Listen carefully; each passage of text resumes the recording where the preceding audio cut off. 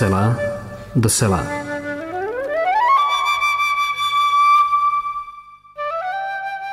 Pozovní dorohí sluchači, vás povidomili pro те, що знову зустрічаємося при передачі «От села до села», до слухання якої вас запрошує редактор Marian Levkanec.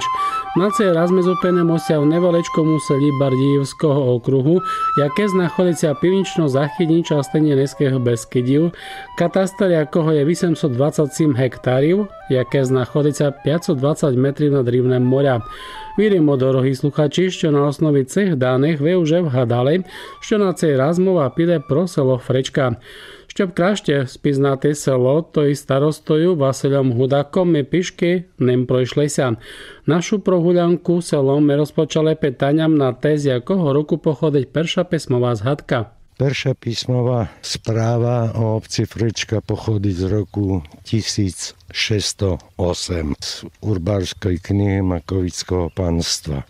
Naše selo, jak vidíte, väčšinou drevenici, ale už máme aj moderné rodinné domky postavené, šumnú cestu asfaltovú. Máme 81 domov a žije tu okolo 300 obyvateľov. Čím zajmali sa žiteľi vašeho sela kolись? Perší osadníci to boli želiari, zaujímali sa predovšetkým roľníctvom, šindlárstvom, no a spracovaním a výrubom dreva.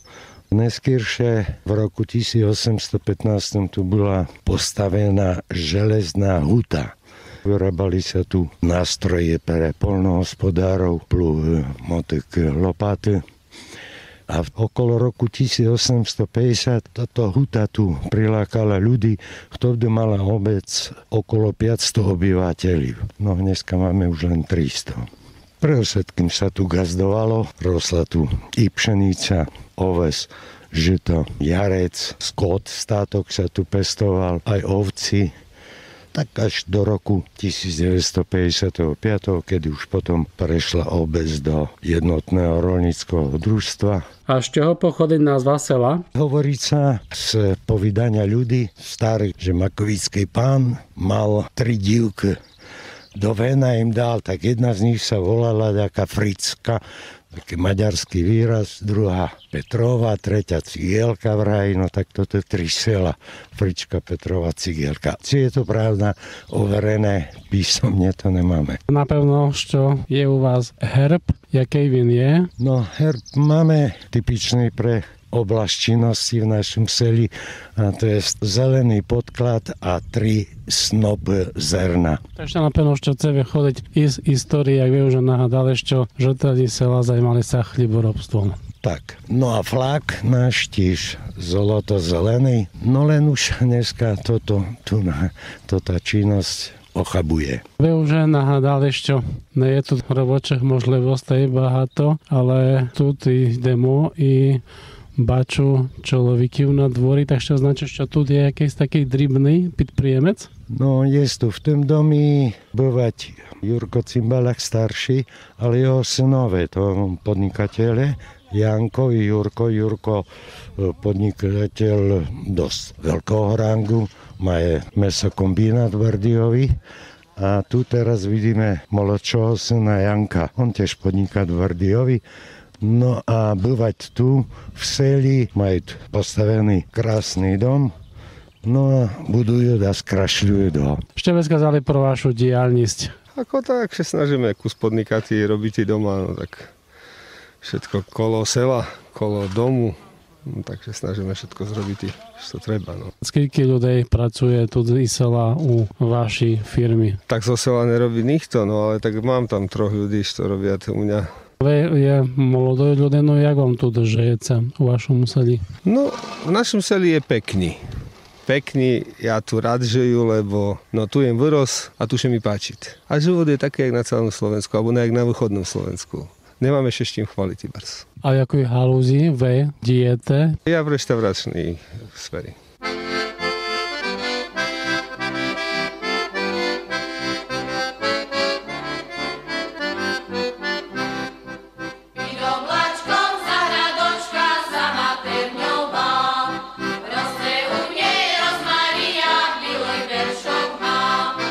Keď matka najmatka, ja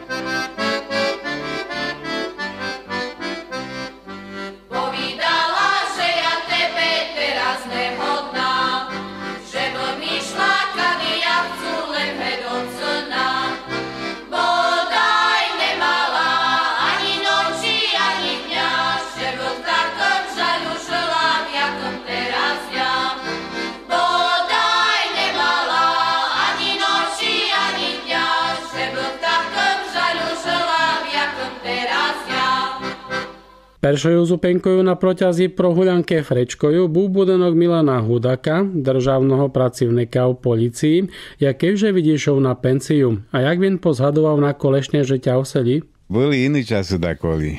Що я пам'ятам, так то було цілком інакше, як зараз. І Фричка була цілком іна. Було весельше, було дуже люди. Робилося по полі, орало. Просто був живот, котрий був, podľa мене, oveľa ліпший, як teraz. Teraz všetko také, як мертве, нікого не є. Старі помирали, молоді одійшли. Sem tam пару людей таких є, що кустуючи toto тримають, а інакше так то узера, že postupom času to nebude dobre, ale bude horšie. Zakape to, keď takto príde dále. Тут була колись і основна школа. Ви ходили ще тут до основної школи? No, tu jem začal chodiť do školy, 1 až 5 alebo 6, už presne nepamätám. No a potom do Pitrovi. Tam bola škola, kde sa už končilo to 9. ročník, no a tak potom i tu tá škola zanikla. Ostalo už len Pitrovi už tiež asi zanikať, len taká tam dajaká osobitná a už chodia. Teraz, čo toto mladí deti tu je, tak chodia už do Kabutova do školy. A jak zhadujete na цю школу вашу, як виглядала, скільки було дітей тоді? No, jak ja ešte chodil tu do školy, tak bylo, však nás bylo v tredi може i 20 i vece deti, že učili sa veceročník naraz na 1 hodiny, ale Bylo to také, no, veselé to bolo. Dalo sa i naučiť, i posrandovať, no, jak deti sme robili. Aj. Takže veselší život bol v tom. Хто був тоді учителем, коли ви ходили до школи тут? Пам'ятаєте? No, ja pamätám, ešte bol tu taký starý učiteľ, s učiteľkom, dúfam, že šaval Solohub. No potom prišiel Janko, učiteľ, čo mňa učili. Len toto dva mňa učili. Solohub, jeho manželka a Janko. Aj tiež jeho manželka učila. Після відведення Milana Hudaka наші кроки прямували до будинків дальших жителів Фречки. Насамперед це був дерев'яний будинок номер 39, де живе пані Blanárova, яка є депутаткою сільського представництва. Ми її спитали і на те, чи є тяжко співкерувати селом. No je pravda, že ťažko, bo všade toto korunu treba. No a jak sme prejednávali, trebalo nám urobiť to svítlo tu na seli, bo už je staré. Potom tu máme takú hasičskú zbrojnicu, už to by trebalo opraviť. Takové tam šofére nám spali, što chodil autobus. Teraz znít to prostriedky na to také sociálne zariadenie, že by tam sa dalo žити, fungovati. Я тут бачу, що в вашому селі є багато дерев'яних будинків. Так що, як живеться у такому дерев'яному будинку? Máme aj my tu v prednej časti, tiež derev'яне. Tak bym povedal, že je to rozdiel medzi tým, čo máme primurované, že je ten vzduch taký dobrý, bym povedal, nie je tak zimno. Je taký teplejší. Під час розмови з пані Blanárovou в гостях побувала її сусідка Марія Білішнянська, яка народилася в Рešovi a do Frečky прийшла в 1962 році. А як вона привикла на нове середовище? Človek musí všade привикнути, бо як же? Змінилося село Фречка відтоді, коли прийшли, а тепер в сучасному є якась зміна? Та змінилося, veľa змінило, бо десь ju знам. Už takí nie sú ľudia, jak dakoli boli jedni ku druhomu. Dakoli boli dobrí, jedno s druhým sa nachodilo a teraz my ešte tu susidi a hata sa zachodíme, dobrí jedni ku druhým prídeme, bo tak majú byť, to tak povedajú, že najhorší susід, aj najbližšia rodina susida. Що би привітали у вашому селі? Що би хотіли, щоб це тут, наприклад, збудувало, або що тут потрібно? Потрібно би було дом смутку, že by bol, že by ми мали tu, no ale keď nie je peniazy, no ta nehodен staviatися. Дальшим, кого ми зустріли на місцевій дорозі під час прогулянки селом, був Ян Бошнович, якого староста Василь Гудак дуже цінує, тому що село часто використає його ремісницькі здібності. А що він знає робити? Musím povysť toto, že ja každú robotu dokážu urobiť, jak sa povysí. Jedine vakovati njih. Všetko aj dom postavio, aj toto, ale vakovati njih. Jak by raz to tam mal, tak pade do oka, возьму toto keľňu a šmaru. Та що знаєте працювати з деревом? Ja zo všetkým, je jedno. Ja či strichu pokrývati, či, no, ja sa hovorím, všetko robota, no. Хто вас це навчив? No takto, môj otco bol taký nebošik, že on dom stavial. Tu je, jak sa hovorí, po seli Fričke, aj jak sa hovorí, celú dolinu až do Vardiova. No tak on takisto všetko aj pokrýval, Vina naučil ako pokrývať z bľachov, no aj potom parket a tak dávať a toto, čiže on bol taký všestranný odborník. Nevúčený, ale ja sa hovorím, dar od Boha. No a vy tu pán starosta na Davšťov v Košicách boli a tu prechodíte leše v roci na páru mesiaci a potom podáte sa do Košic, alebo jak chce? No to takto robíme. Jak sa hovorí, slnce vyjde, jak lastívky prídu, tak aj vy ideme na tú chličku. Lebo tu si dáš to prvú chováme, ako kúrk, zajačko a tak ďalej a toto. No ja už na dochodku na Košice, ja takisto mám doma toto, no že tu je lepší vzduch, dobrá voda, ja sa poviem, no a jak hovorí, človek sa tu narodil, no tak ho ťaha do svojho toho rybného kraju. Jak zhadujete na vaše rybné selo? No tak, dakoli bolo veselšie.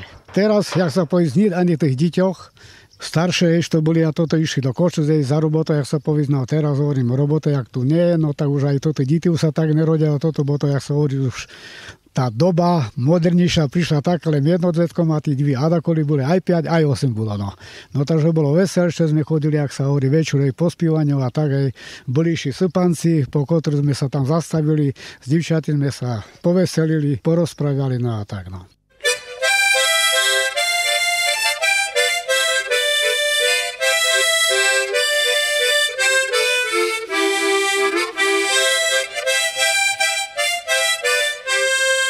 Pід час подорожі Фречкою понеже сільського уряду побачили і дерев'яну церковку. Tomu staroste sela zapýtali, aký je v селі kultúrne pamiatky. Za zmínku stojí predovšetkým chrám svätého Michala Archaniela. To je drevená cerkov, národná kultúrna pamiatka Slovenska, pochádza z 18. storočia, ale presný dátum, kedy bol postavený, neznáme. Len faktom je, že napríklad už v roku 1829 bol rekonštruovaný ikonostas, takže on možno, predpokladám, aspoň 10-20 rokov skôr pred týmto rokom bol postavený. Pred 2 rokami dostali sme dotáciu, sme robili celé oplaštenie, lebo to je drevený šindel, tam treba špeciálne roboty, rekonštrukciu interiéru, podlahy a elektriky. I okolie sme speladili. Napríklad kolesti v dereviani cerkovke budovali sa bez cviachiu. No dneska už nie, už sú tam i klinci, ale bolo pôvodne postavené bez klinci, bo to je taká povera, aká tuto panovala v tej doby, že klinci majú históriu rozpiatia Krista, takže to je také protivenstvo voči klincom, tak on bol pôvodne postavený bez klinciu. No dneska už tam šindli pribývajú klincami i ďalšie veci, takže už to nie je originál. Celá cerkovka, celá kultúrna pamiatka znachodícia nedaleko sільського úradu a baču tu poneže chrámu je i pravoslavná cerkovka murovaná, koľko ona bola zbudovaná. V 60. rokoch bola zbudovaná, potom keď boli určité nepokoji tu kvôli náboženstvám, no tak pravoslavná časť sela, pôvodne boli všetko grékokatolíci, no potom známe udalosti, keď grécko-katolícki kňazi boli perzekvované, tak tu boli kňazi pravoslavné, ale veľmi príjemní ľudia to boli, no tak časť našich obyvateľov zostala chodíti do pravoslavného, no tak z toho titulu aj postavili pravoslavnú cerkov. Ani tam veľa ľudí nechodí, ani tu, bo málo obyvateľov, ale máme. A žijú to tí ľudia v zhodi, nemáme s tým problémy. Frečka môže pochváliť sa i jakisnою minerálnou vodою s likuválnymi včenkami.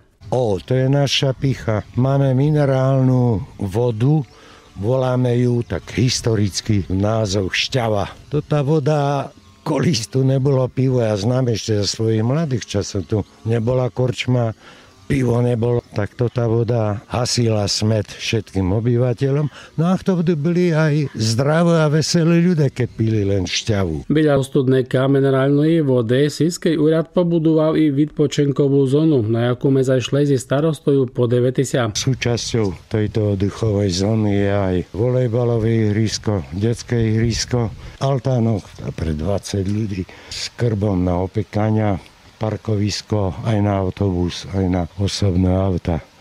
Povesť hovorí, že kdesi začiatkom 19. storočia to nejaký Srb alebo Chorvát z Bosnovič tu chodil, predával nejaké nožik a frkalka. No a že to bol lečiteľ, tak on tu aj lečil ľudí, keď tu bol po tých svojich pochodkách po Európe. No a on vlastne nejakou prudkovou metódou našiel ten prameň.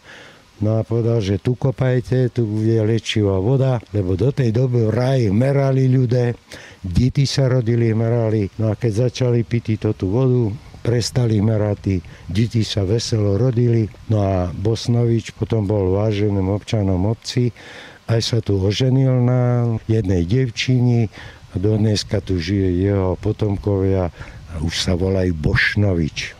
Vid відпочинкової зони ми в гості зайшли до найстаршої жительки села Зузади Жидишинової, яка нам про колишнє життя сказала. Teto, a poďte, hej, no jasné, že robiť, ona musí robiť. Добрий день. Добре, вітайте. Дякую. Коли було добре, краще було, весело було, співали ми, ходили ми на поле, і орати, і копати, і з коровами ми ходили. Дома ми собі наварили, мачанка, то були губи, була капуста, була сливчанка. Таке було, не таке, не сказали, месо. Ми месо не їли, хіба ми патя забили, або коли нам куру треба було забити. Або качку. Ну, а то, що ще забило паця, то треба було зараз прохлопати, як йшли косити, щоб мали що їсти їм дати. А нам ще мало ушло, бо ми таке масло мали, ми корови, молока було, сира було, бриндзю ми робили. А яка то була бриндзя добра. А хліба, якби я вам напекла до пеца, а то так, як ми волали, груяник, як то добре були. Корону ми мали менше, бо корону не було. Ну, але пішли до ліса, та й такі шульки ми різали собі, або такі шліпарища кресали. Ну, а що то ще носило до Бардійова, ну, і так ми жили. Бандурку ми мали, і зерна ми мали. Пішли ми до млина, намололи ми собі одну білу муку на галушки, одну на хліб. То труби, що були, то ще дало пацятам, ну, а добре було. Ходили до млина. Де до млина? Тут був? До Швіржова ми ходили до Бардійова. Так ще потім газдували, мали поле. Гей, поле ми мали. А скільки мали гектарів? А кeby я знала, кілька гектарів?